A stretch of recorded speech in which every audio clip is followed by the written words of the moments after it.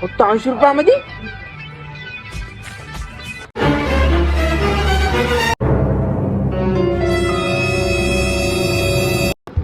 अरे काय झालं रे, एवढा कष्ट पडत आला तू?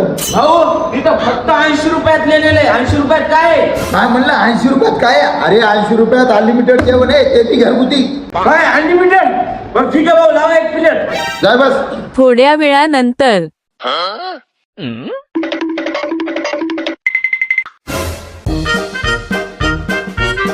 झालं का जेवण? हो भाऊ, झालं जेवण. झालं ना जेवण? दे मग पैसे. भाऊ पैसे तर देतो मी, पण पहिले मला एक थैली भरून द्या. इथं खाल्लं घरी जाऊन खावं लागेल ना.